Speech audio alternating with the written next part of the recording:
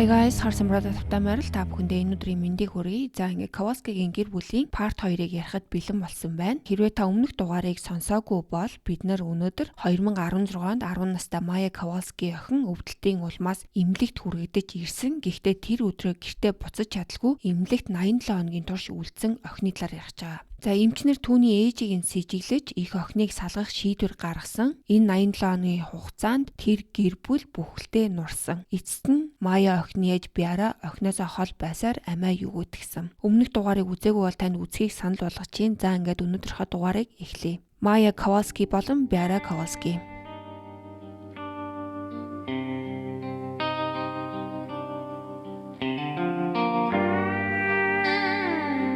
За өмнөх дугаар дээр би Maya-гийн ээж Biara Kawasaki-г амиа хорлсон тэр мөчөөр дуусгасан. Хичнээн Biara нас барсан ч гэсэн John Hopkins хүүхдийн эмнэлгийн өмгөөлөгчд дараагийн шүүх хурлын үеэр Maya-г гэр бүлээс нь хол байлгах ёстой гэж үргэлжлүүлэн маргасан. Тэр үед Kawasaki-гийн талын өмгөөлөгч шүүгч Lee Hayworth за энэ шүүгч бол Maya-г ээжтэйгээ ганцхан минут уулзахыг нь зөвшөөрөөгүй. Тэр шүүгч энэ шүүгчэд Biara-гийн үлдсэн загтлыг нь өгдөг. Шүүгч бол энэ загтлыг уншсныхаа дараа Jack Kawasaki Maya-г Rhode Island руу авч яв. Доктор Pradeep Shah гэдэг эмчээр үнэлгээ хийлгэх зөвшөөрөл өгсөн. Доктор Shah нь болохоор Brown University-ийн профессор бөгөөд CRPS өвчнийг олон жилийн турш судалсан туршлагатай хүн юм байна. Шүүх хурал дээр өөрөө хэлэхдээ өдөрт хамгийн багадаа 5 CRPS-ээр өвчлсөн хүнийг оншилдог. За тэгээд нийтдээ 20 жилийн хугацаанд бол ойролцоогоор 125 мянган хүн оншилсан гэж өөрөө хэлсэн. Доктор Shah нь мэдээж Maya-гийн шинж тэмдэг болон эмчилгээний бүх зүйлийг нь шалгаж үзээд CRPS-тэй бүрэн нийцэж байгаа. Харин эмнэлгийн хэлсэн шиг Munchausen синдром байхгүй ямар нэг өвчнийг жүжиглээгүй гэдгийг нь нотолдог. За эцэст нь тэгээд шүүгч Maya-г аав Jack Kawasaki-гийнх нь асрамжинд буцааж өгсөн. За гэхдээ энэ шийдвэр бол мэдээж бүр хэтэрхий оройтсон шийдвэр. Би бас энийг уншичаад яагаад ээжийг нь амьд байхад энэ эмч рүү явуулаад дүгнэлт хийлгээгүй юм бэ? За энэ шүүгч өөрийнхөө шийдвэрт Maya болон Biara хоёр бол маш ойр, хайр дүрэн, харилцаатай байсан. Эмнэлгийн зөвлөмжийн дагуу шүүх Maya-г авах ёстой боловсрол, баяр ёслол, найз нөхөд болон төрөл садантайгаа чөлөөтэй харилцах боломжоос мөн өөрийн католик шашнаас авдаг сэтгэлийн тайвширлаас нь салгасан гэж хэлдэг. Тэгэхээр энэ хүн маань юу гэж гинөө? Би энэ шийдвэрийг гаргаагүй. Эмнэлгийн зөвлөмжийн дагуу гэж хэлж байгаа нь өөрөөсөө асуудлыг холдуулж эмнэлэгт буруу өгч надаа ёстой хамаагүй шүү. Би бол энэ эмнэлгийн хэлсэн юмыг л дагсан гэж хэлж байгаа байхгүй. Үндэ бол энэ шүүгчд аягүй асуудал байгаа. Энэ шүүгч чинь хичнээн ингэж эмнэлгээс зөвлөмж ирсэн ч гэсэн нөгөө талтай яагаад харилцаагүй, нөгөө талыг яагаад сонсоогүй гэдэг маш олон асуудлууд гарч ирнэ.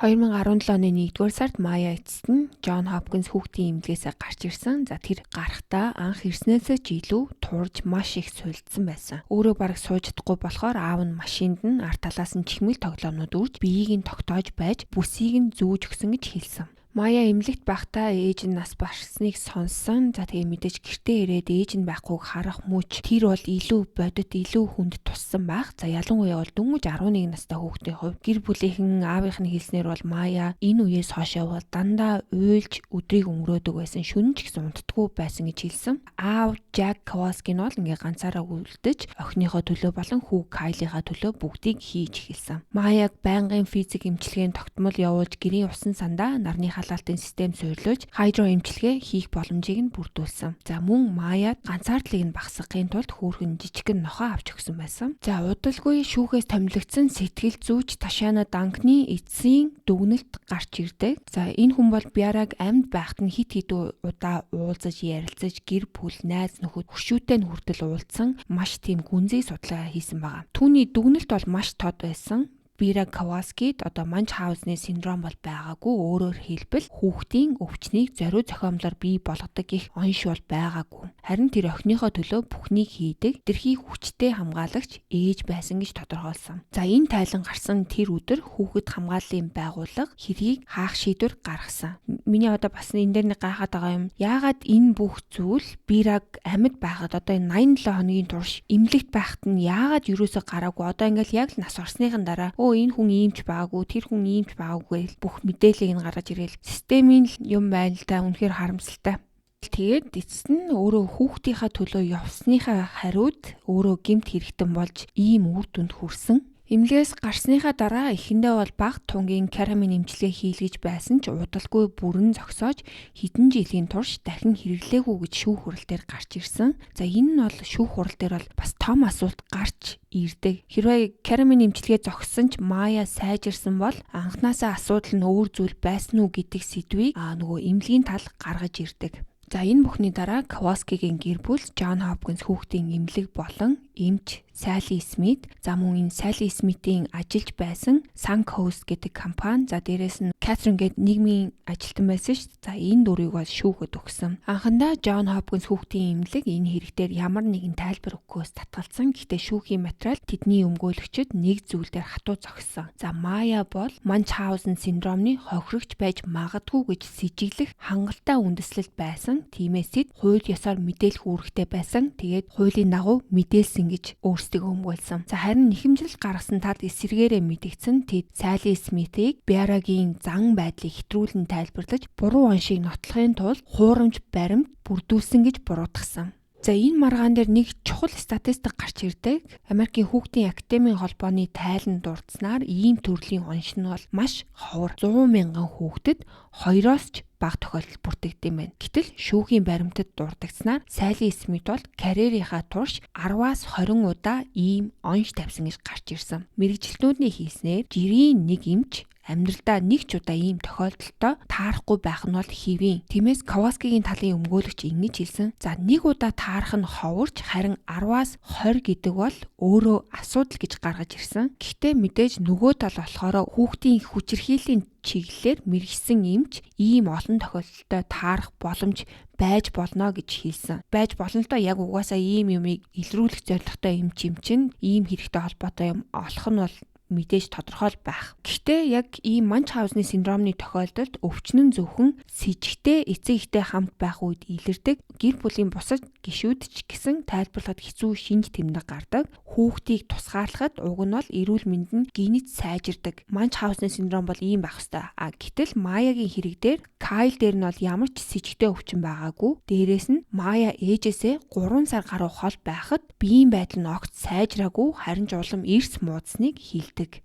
Нэхэмжлэлд Салли Смит болон бусад холбогдох хүмүүсийг эмнэлгийн алдаа гаргасан гэж буруутгасан тодруулбал Майяг өөрийнх нь хүсэл зоригийнх нь эсрэг барьж хорьсон. Түүнийг эмчилж байсан эмч нарын зөвлөгөөг үл тоомсорсон. Бира Каваскиг сэтгэл зүйн хувьд нуран унах төхөж байгааг нь үл хайхарсан. Дөрөвдүгээрт Майягийн шашны эз зүйлсэд хүртэл хандахыг нь хоригдсон. Эцэст нь Салли Смит болон түүний ажилдаг Suncoast Center Каваскигийн гэр бүлтэй 2.5 сая долларын тохиролцоо хурж хэргийг шүүхээс гадуур шийдсэн. Миний хувьд энэ яагаад Suncoast гэдэг компани ингэж тохиролцоонд хүрсэн гэхээр мэдээж бүх юмыг шалгаж үзээд за энэ Салли Смит бол угаасаа буруу юм хийцэн юм байна гэдгийг нь бол өөрсдөө харчиж байгаа юм. Хэрвээ шүүгээр орвол бүр маш их хэмжээний мөнгө төлнө гэдгийг мэдчихсэн болохоор шүүхээс гадуур шүүх хуралд оролцохгүйгээр нөгөө хүмүүстэй тохиролцоо хийсэн байгаа. Энэ бүхний дараа бол доктор Смит мэргэжлийн хувьд бол ямар ч бодит хариуцлага хүлээгээгүй, зүгээр л өөрөө тэтгэвртэй гарцсан.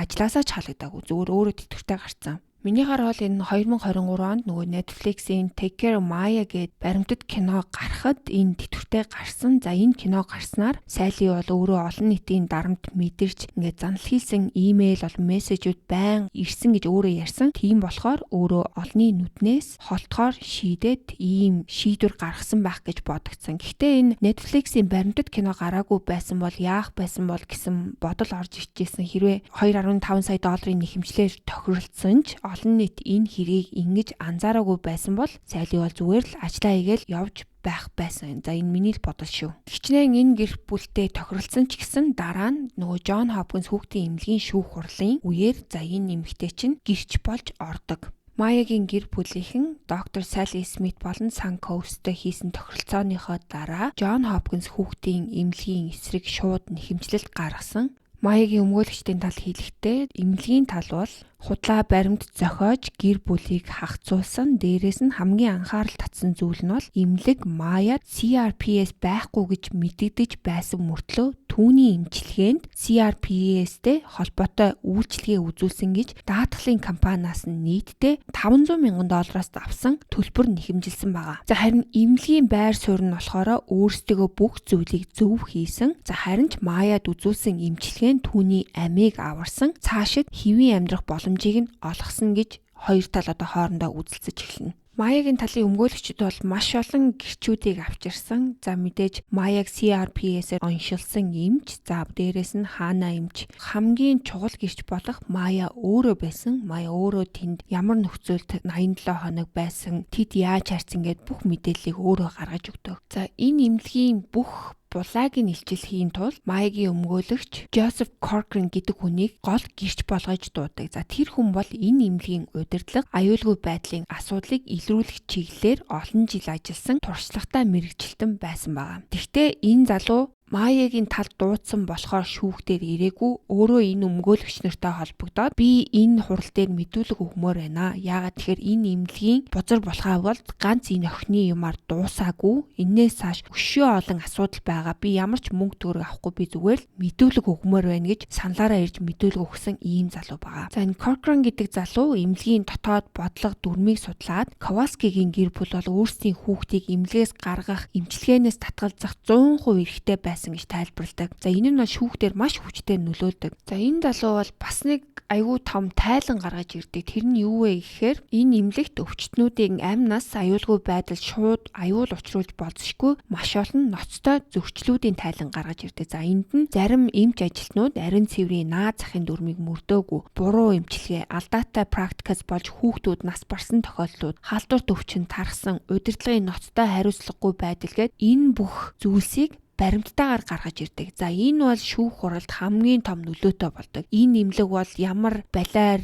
илжирсэн газар вэ гэдгийг тангарахны шүүхэд нотолж өгөх баримт болсон. Эндээс харахад бол энэ хэрэг бол зөвхөн нэг охины өвчний тухай биш, харин бүхэл бүтэн эмнэлгийн систем дотор юу болж байсан бэ гэдгийг ил гаргах хэмжээнд хүрсэн ийм том асуудал болсон байгаа. За энэ компани дотор бас нэг юм байсан. Тэр нь юу гэхээр одоо чимээгүй соёл гэж байгаа. Хэрвээ хин нэгэн ямар нэгэн мэдээлэл өгөх, гомдол гаргах зэрэгт бол тэр хүнийг шууд ажлаас нь халдаг. Тийм болохоор хинч юу ч ярих ирэхгүй бүгд амаа татдаг байсан. За энэ өмгөөлөгчийн тал бас нэг зүйлийг гаргаж ирдэг. Хүний эрхийг ноцтойгоор зөрчсөн, шоронд байгаа хүн ч гэсэн өөрсдийн хуульчтайгаа уулзах эрхтэй байдаг. Гэтэл Майягийн хувьд болохоор Майягийн тухайн үед өмгөөлөгч байсан хүн нь ирээд уулзах гингүүд Кэри гэдэг эмэгтэй чинь ерөөсөө ингэж уулзуулдаггүй. Заримдаа буцаагаа явуулдаг. Тэгээ хэрвээ уулзаж байхад нь хаалганы цанаас яриаг нь чагнадаг байсан. Ийм амар контролтой байсан. Энэ бүхнийг нь одоо шүүх хурал дээр гаргаж ирсэн. За мэдээж нөгөө тал бол энэ талын хэлж байгаа юмыг үгүйсэх гэж хичнээн оролдог ч гэсэн тэдэнд нотлох баримт байхгүй. Зөвхөн нөгөө жилчдийнх нь мэдүүлгэл байгаа. За энэ шүүх хурал бол нийтдээ 8-7 хоног үргэлжилсэн.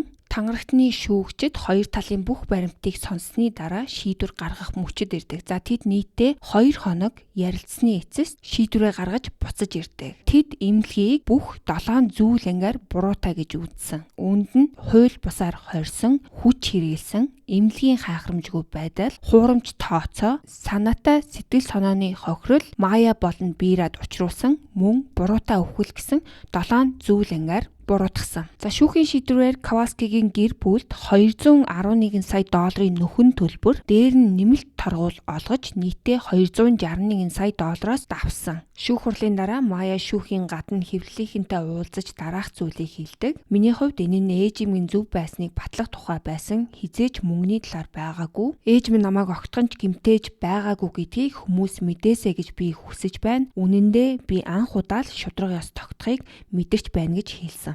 Майя бол ээжигээ өнгөрөхөд за 11 настай жоохон хүүхэд байсан болохоор тэр үед бас арай гайгүй мэдэрсэн болов гэж бодогдсон. Яагаад тэгэхээр сая энэ шүүх хуралдаа орохдоо 17 настай байсан. Тэгээд өөрөө ч гэсэн мэдүүлэг өгсөн. Бүх хүмүүс ингээд нэг зэрэг мэдүүлэг өгөөд нөгөө хүүхэд чинь яг тэр болсон юм процессыг яг эхнээс нь дуустал ингээд мэдэрч эхэлдэг. Тэгээ Майягийн энэ emotional бол бүр дээд зэгтээ хүрсэн, уйлахтаа уйлж исэн, үзэхэд бол айгүй хэцүү байсан. За ингээд энэ гэр бүл 260 60 эдэн сая гэж 60 эдэн сая төгрөгтэй болцоод ингээд цаашаа амьдрал нь үргэлжилсэн үү гэвэл үгүй. Энэ иргэний шүүх хурал дууссаны дараа Майя өмгөөлөгчтэйгөө цуг Пеналес дүүргийн цагдаагийн хилтэст бас нэгэн гомдол гаргацсан байгаа. За энэ гомдол юуны талаар байсан гэдгийг ярив. Энэ иргэний шүүх хурлын үеэр Майя мэдүүлэг өгч байхад өөр бас нэгэн хэрэг гарч ирдэг. За Майя энэ мэдүүлэг дээрээ юу гэж ярьсан гэхээр Майяг эмнэлэгт байхад нь эмнэлгийн халаад өмсөн нэг эрэгтэй өрөөнд нь орж ирээд Майягаас жоохон харж болох уу гэж асуусан гэж байгаа. Дараа нь тэр хүн охины унтлагын хувцас болон дотор хувцсыг нь доош нь татаад эргэтэн рүү нь хараад бүр цоо ширтээд Майяг бүр маш тухгүй болгоод бүр уйлсан гэж хэлсэн. Ингэснийхаа дараа нөгөө эрэгтэй хаалга руу очиод баярлаа гэж хэлээд гараад өгцөн. Майя бол энэ хүнтэй дахиж уулзаагүй гэдгээ хийлдэг. Одоо энэ үед чинь бол Майя нөгөө хөдөлж явж чадахгүй бүр айгүй хэцүү болсон. Өөрөө яаж чадахгүй байгаа шүү дээ. Уйлахаас өөр юм хийж чадахгүй болсон. Тэгээд дээрэс нь харж асрах ямар ч хүн байхгүй. Энэ 10 настай охиныг бол энэ эмнэлэг бол бүр зүгээр л тамлаа хийцэн байгаа. Харин энэ талаар энэ шүүхтэр гаргахад шүүгч бол энийг энэ хэрэгтэй оруулахгүй гэж үзсэн. Яагаад тэгэхээр одоо ийм хожуу оруулсан мэдээлэл энэ шүүх хурлыг дахин 1 жилээр хойшлуулах эрсдэлтэй гэж үзсэн. Тухайн үедээ бол Майя тэр эмнэлгийнхаа psychologist нь энэ талаар хэлсэн. Гэтэ энэ psychologist нь бол юу ч хийгээгүй, хиндэж хэлээгүй болохоор Майя энэ талаар угаасаа тэр үедээ юм хийгээгүй юм чи одоо хин нэг нь дахиж юм хийхгүй гэж бодоод жоох хүүхдээ өнгөрөөцөн байгаа.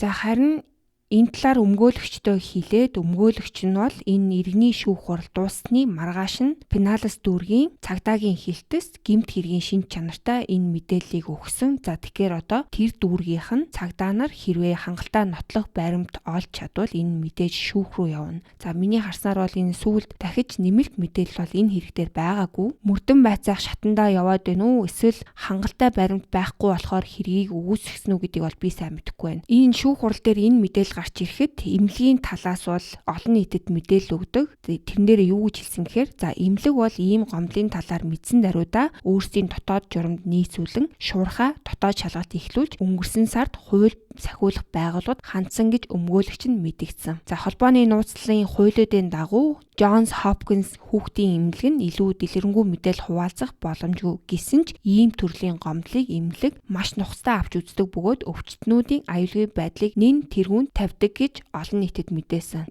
Энэ эмнэлгээс одоо янз бүрийн ийм мэдээлэл гарахаар зүгээр угаасаа худлаа штэ л гэж одоо надад бодогдоод байгаа байхгүй юу. Дээрээс нь энэ 262 сая долларыг төлөхөөр болсон эмнэлэг бол мэдээж шууд маа гэд өвөөгүй. Тэд дахин шүүх хурал явуулах хүсэлт гаргаж тангарагтны зөрчил гарсан гэж мэдгдсэн. За тэдний хэлж байгаагаар тангарагтны ахлагч Пол нь хэрэгтэй холбоотой мэдээллийг эхнэртэй дамжуулж харин эхнэр Йоландаа нь энэ мэдээллийг сошиал орчинд нийтлсэн гэж шүүхийн баримтанд дуртагдсан. Тэрээр шүүх хурлын үеэр YouTube дээр лайв хийж мөн Каваскигийн гэр бүлийг дэмждэг Facebook бүлэгт пост оруулж байсан. За мөн тэр Каваскагийн гэр бүлтэй холбоотой нэгэн сошиал нөлөөлөгчтэй уулзаж нөхөр нь тангарагтны хилэлцүүлгийн үеэр гэрч нараас асуухаар төлөвлөж байсан асуултуудын талаар онлайнаар ярьсан гэх хардлагч гарсан. За ингээд эмнэлгийн өмгөөлөгч нарын зүгээс бол энэ баримтууд нь уг хэрэгт хит их оролцсон мөн нэхэмжлэгч талд илт давуу хандлагатай байсныг нь харуулж байна гэж мэдгдсэн. За тэд мөн Йоландагийн нийтлсэн зарим мэдээлэл нь зөвхөн нөхрөөс нь л гарч болох дотоод мэдээлэл байсан гэж үзсэн. Кавалскигийн гэр бүлийн өмгөөлөгчд үүнийг няцаасан. Тэд Йоланда бол шүүх хуралд өөрөө сууж байсан болохоор мэдээллийг шууд сонсох боломжтой гэж тайлбарсан. Угаасаа энэний шүүх хурал бол зурагтаар бүр шууд цацагдсан. Тэгэхээр бол энэ мэдээллүүдийг бол хүн болгон л харж исэн. За энэ мэдээллийг авсан шүүгч тангарагтны шүүгчдийг хийх ёстой юмаа хийсэн гэж үзээд тэдний хүсэлтийг хэрэгсэхгүй болгосон.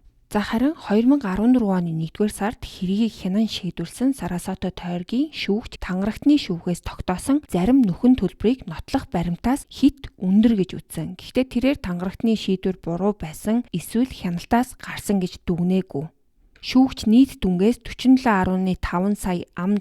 Хассан. За ялангуяа Майягийн аав Жак Кавалски болон гэр бүлийн бусад гишүүдэд олгосон амьд үлдэгчийн эдийн засгийн болон эдийн засгийн бус хохирлын нөхөн төлбөрийг нь бууруулсан. Ингээд шүүгч нийт нөхөн төлбөрийг ойролцоогоор 213.5 сая $. Болгож бууруулсан ч эмнэлгийн зүгээс гаргасан дахин шүүх хурал хийх хүсэлтийг хүлээж аваагүй. 2025 оны 10 сарын 29-нд Флорида мужийн 2 дугаар тойргийн давж заалдах шатны шүүх Маягийн шүүх хурал хэрэгт холбогдуулан Джон Хопкинс хүүхдийн эмнэлэгт оноосон 213 сая долларын шийдвэрийг хүчингүй болгосон. За ямар үндэслэлээр хүчингүй болгочвоо гэсэн чинь ийм байт юм байна. Заавад мэдээлэх үүрэгтэй этгээдийн дархан ирэх. Шүүх Флоридагийн хуулиар хүүхдийн хүчирхийллийг мэдээлэх үүрэгтэй этгээдүүд нь good faith буюу сайн санаатаагаар ажилласан тохиолдолд тэдний сэжиглэж буй зүйл нь үндэслэлгүй байсан ч иргэний хариуцлагаас чөлөөлөгддөг гэж үзсэн. Дав заалдах шатны шүүгчид анхан шатны шүүх эдгээр хууль ёсны эрхийг зохиох ясаар хамгаалж чадаагүй гэж дүгнсэн байна. Дээрээс нь шүүгчид анхан шатны шүүхийн шүүгч шинэ шүүх хурал хийлгэхээс татгалсан нь алдаа байсан гэж тэмдэглэсэн. Үүнд нөгөө Netflix-ийн Take Care of Maya баримтат кинон шүүх хуралдааны явцад тангарахтны шүүгчдэд шудраг бусаар нөлөөсөн байж болзошгүй гэж үзсэн. Яагаад тэгэхээр нэгтлийг баримталсан гэж үзсэн байгаа. За 3 дугаар иргэний шүүх хурлын үеэр танилцуулсан баримт нотлохоо гэрчийн мэдүүлэг нь эмнэлгийн эсрэг гаргасан тангарахтны шүүхийн шийдвэрийг бүрэн нотолж чадаагүй гэж үзсэн. Ерөнхийдөө бол энэ тангарахтны шүүхийг та нар ажиллаа хийгээгүй л гэд бүх хийсэн юмыг нь одоо ингээд буцаачиж байна. За энэ 213 сая долларын нэхэмжлийг хүчингүй болгосон боловч хэрэг бол бүрэн хаагдсан гэсэн үг биш. Kowalski-гийн гэр бүл сэтгэл санааны дарамт учруулсан, хууль бусаар хорьсон, бие мах бодит гэмтэл учруулсан, эмнэлгийн хайхрамжгүй байдал зэрэг үлдсэн нэхэмжлийн дагуу дахин шүүх хурал хийлгэхийг хүсэх боломжтой. Гэхдээ эдгээр нэхэмжлийн хүрээнд дахин шүүх хурал болох үед шийтгэлийн чанартай нөхөн төлбөр нэхэмжлэх ирэхгүй гэж үзсэн байна. За ер нь товчхондоо бол энэ эмнэлэг бол хуулийнхаа хүрээнд л ажилласан гэж үзсэн. За харин мэдээж Маягийн өмгөөлөгчийн тал бол мэдээж энийг за гэж зүгээр зөвшөөрөөгүй. Мэдээж тэд энэ гаргасан дүгнэлтээ дахин хянаж үзхийг асуудаг. Мэдээж ямар ч өөрчлөлт байгаагүй. За харин шинэ шүүх хурлын 5 тогтсон байгаа. За энэ хурал бол 2027 оны 3 сард болохоор төлөвлөгдсөн. За ерөнхийдөө бол 4-5 7 хоног үргэлжилнэ. За бас ингээд болцсон уу гэхээр болоогүй. Би та нарт ер нь энэ хэргийг ер нь ээдрээтэй гэж хэлсэн. За одоо бас юу болчих вэ гэдгийг харъя. Маягийн талд бол асар том хуулийн фирм ажиллаж исэн. За тэрний бол хамгийн ахлах нь болохоор Greg Anderson гэдэг арай хөгшин. За арай залуухан Nick Whitney гэдэг 2 өмгөөлөгч байгаа. Энэ хоёр ихэнх гэрчийн мэдүүлэг авсан байгаа. За харин 2026 оны 3 сард Maya өөрийн өмгөөлөгч болох Greg Anderson-ы эсрэг нэхэмжлэл гаргасан. Тэрээр 2024 онд юу болсон талаар ярьдаг. Өмгөөлөгч Greg Anderson өөрт нь болон найзуудад нь зориулж зочид буудлын өрөө захиалж төлбөрийг нь төлсөн гэж мэдүүлсэн. Харин өөрөө тусдаа өрөөнд байрласан байна. За нэг орой Anderson түүнийг өөрийнхөө өрөөнд уурсан. Maya очих үедээ түүнийг архиулсан байдалтай байсныг нь анзаарсан гэж хэлсэн. Тэр өрөөнд байхдаа Маягаас шинэ гэрээнд гарын үсэг зурулахыг хүссэн байсан. Яагаад тэгэхээр 2023 оны 12 сард Мая 18 нас хүрсэн. Эмнэлгийн эсрэг шүүх хуралд бол Мая 17 настай байсан болохоор бүх юмыг нь яг аав нь гарын үсгийн зураад насанд хүрээгүй гэдэг утгаараа аав нь гарын үсгийн зураад явж исэн. Харин 18 нас хүрэхээр Мая өөрөө толгой мэдэж гарын үсийг зурах эрэхтэй. За энийг нь Грег ашиглаад Маяг гэрээн дээр гарын үсийг зурулдаг. Тэгээд тайлбарлахтаа болохоор чи 18 хүрсэн болохоор чи өөрөө гарын үсийг зурах ёстой гэж тайлбарладаг. Тэр нь болохоор Флоридагийн хуульчдын дүрмд нийцэхгүй маш өндөр үнийг өөрийнхөө цалин болгож авна гэж бичсэн байсан байгаа. Тухайн үедээ Мая бол энэ дээр гарын үсийг зурхтаа бол юу ч мэдээгүй, зүгээр л би 18 нас хүрсэн болохоор өөрөө гарын үсийг зурх ёстой юм байна л гэж бодож гарын үсийг зурсан. За ингээд удалгүй Андерсон Маягийн өрөөлөө 2 шил дарс явуулсан. Гэтэл Мая болон түүний найзууд бол 21 нас ч хүрээгүй байсан. Дараа нь Андерсон өөрөө ч тэдний өрөөнд очисон гэж мэдүүлэгт дурдсан. Мөн Маягийн хэлснээр Андерсон түүний хувийн амьдрал, харилцаа, нийгмийн байр суурийн талаар ярьж нас ахмаг ирчүүдтэй болцохыг зөвлөсөн. Тэр нь илүү нөлөө бүхий хүмүүстэй холбогдох, нийгэмд давуу байр суурь олох боломж өгнө гэж тайлбарлсан байна. Дээрээс нь бас жирэмслэлтээс хамгаалах талаар зөвлөгөө өгч жирэмслэхгүй байхыг нь анхааруулсан Мая зохисгүй санагдсан гэж мэдгдсэн. Үүгээр зогсохгүй Андерсон өөрийн 28 настай зээд үүтэйгээ харилцаа үүсгэхийг 18 настай Маяд санал болгосон. За мөн олон удаа арх уухыг уриалж түүний хувцлалт болон зан байдлыг нь шүүмжилдэг байсан гэж Мая мэдүүлэгтээ бичсэн байна. Энэ дээр бас нэг чухал зүйлийг нэмж хэлсэн. Тэр нь болохоор Андерсон аавд нь мэддэхгүйгээр байнга мессеж, имэйл, утсаар холбогддог байсан гэж. Тэр харилцааны өнгө агуулга нь бол Маяд аажмаар тухгүй санагдаж эхэлсэн. За харин Мая бол өөрт нь тэр бүх мессежүүд нь байгаа гэж бичсэн байна. Энэ дээр бас нэг асуудал гарч ирнэ. Энэ харилцаа Маяг 18 нас хүрэхээс өмнө эхэлсэн үү, дараа эхэлсэн үү гэдэг бас аюул чухал. Хэрвээ 18 нас хүрэхээс өмнө энэ өмгөөлөгч нь ийм үйлдэл гаргасан бол за энэ хүн бол хууль эрх зүйн хүрээнд бас хариуцлага хүлээх нь тодорхой болчихно. За Мая хэлэхдээ тухайн үед энэ бүхнийг буруу гэж ойлгоогүй, зүгээр л өөрийнх нь өмгөөлөгч болохоор л өөрт нь ингэж хандаж байна гэж бодож исэн байгаа. За харин цаг хугацаа өнгөрөөд бусад өөртөө итгэдэг насанд хүрэгчдтэй энэ талаар ярилцахад нөгөөдөл нь бол энэ бол зохисгүй үйлдэл байсныг нь Мая тэлж Мая энэ бүхнийг шүүхэд мэддэгээр болсон байна. За 2024 оны 7 сард хэрэг бүр илүү төвөгтэй болсон Андерсон Маяд өөр нэг өмгөөлөгч болох Ник Уитнитэй харилцааг нь бүр хоригдсан. Тухайн үед бол Мая уг нь бол Ник Уитнийг яг өөрийн талын хүн тэгж болох өмгөөлөгч гэж үздэг байснаа хэлсэн. За удалгүй Уитний ажлаасаа халагдсан. Тэрээр Андерсны санхүүгийн зарим үйлдэлд эргэлзэж байгаагаа илэрхийлсний дараа ийм зүйл болсон гэж шүүхийн баримтад дурддагцсан. За үүнээс хэдхэн хоногийн дараа Уитни нь Флоридагийн хуульчдын холбоонд гомдол гаргаж Андерсныг шүүхийн шийдвэртэй холбоотой зээл мөнгөний асуудлыг буруу удирдсан гэж буруутгасан байна. За яг энэ үед бол Андерсон Маягаас Уитнигийн эсрэг мэдүүлэгт гарын үсэг зурулахыг хүссэн. Гэхдээ Мая бол энэ мэдүүлэг нь худлаа мэдээлэл байна гэж үзээд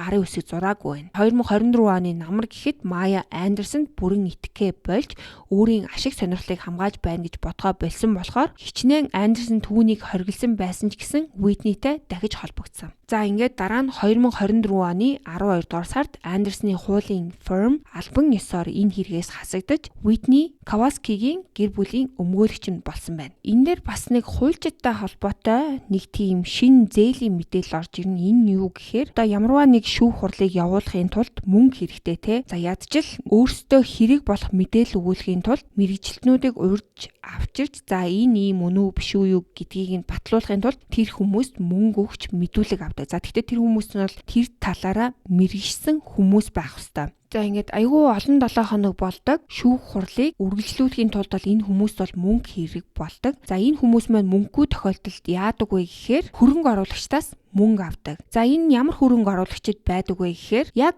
ийм шүүх хурлын хэрэгүүдэд хөрөнгө оруулдаг ийм тустай хүмүүс байдаг. Тэд нар за энэ хэрэгт хөрөнгө оруулвал надад тэдэнд өрөг буцаж ирэх юм байна. Энэ хэрэг ялах уу үгүй юу гэдгийг нь тодорхойлдог бас өөрсдийн гэсэн системтэй. Хэрвээ тэр хэрэг нь ялах боломжтой бол тэр хүмүүс нь урьдчилж мөнгө өгөөд за маа энэ мөнгийг энэ шүүх хуралдаа хэрэглэд гэд мөнгө өгдөг. За тэгээд нөгөө хүмүүс нь тэр мөнгөө шүүх хуралдаа хэрэглээд ялчих юм бол мэдээж нөгөө мөнгийг нь давуулсан мөнгийг буцааж өгдөг. Андерсон Маяг за Advance Funding Loan гэх тэр урьдчилгаа зээлийн талаарх бичиг баримтан дээр гарын үсэг зурулсан байсан. Тэгсэн мөртлөө Маяд юу ч тайлбарлаагүй. Зээлийн хүү, зардал, буцаан төлөх нөхцөл ямар эрсдлээ гэдгийг нь ойлгуулгүйгээр зүгээр л майн дээр гарын үсэг зургээл зурулсан. Мэдээж 18 настай хүүхэд юу ч мэдэхгүй штэ. Мөн дээрэс нь би даасан хуульчтай зөвлөлтхийг зөвлөөгүй, өөр илүү хямд сонголтууд байж болохыг нь ч хэлээгүй. За тэрч бүхэл энэ зээлийн гэрээн Маяг өөрөө шийдвэр гаргах эрхийг нь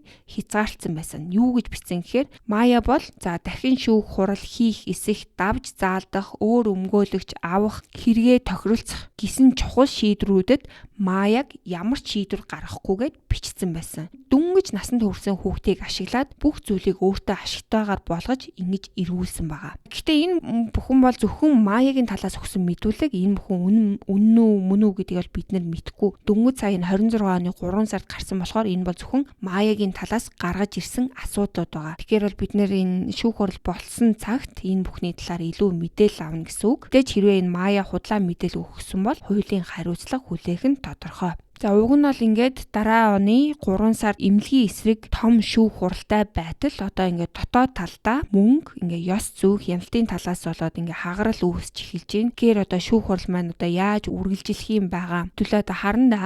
За энэ Майя болон тэдний гэр бүлийн хэрэг бол ингээд өдөр ирэх тусмал янз бүрийн юм болоод улмал ээдрээтэй болоод байна. Тэгэхээр одоо энэ хэрэг чинь аль 2016 оноос хойшоо болж байгаа гэхээр юу вэ? 10 жил болсон байна. Тэгэхээр одоо дахиад хэдэн жил үргэлжлэх юм байгаа. Би бас энэ Майя гэл санаа нь бол хэрэг байгаа бол гэдгийг бас гайхаж байна. Яг тэгэхээр аль 10 настайдаа ийм амар травматай болцсон одоо хүртэл ингээд байн голны нүдэн дээр байж идэг янз бүрийн шүүх хурал болоод таарч учирсан хүн болгоно л ашиглах гал яасан ч хэцүү юм дээ нэрээ. Ийм эрх мэдлээ уруулж ашиглаж нэг ийм гэр бүлийн амьдралыг сөнөөсөн ийм аимшигтай хэрэг байлаа. Хичнээн хутга дүрж эсвэл буугаар буудаж алаагүй ч гэсэн хүнийг сэтгэл санаагаар нөхүүлсэн ийм гэмт хэрэг байлаа. За энэ хүү 2 парт дугаараа надтай хамт байж сонссон та нартай маш их баярлалаа. Subscribe хийгээг бол хийгээрэй.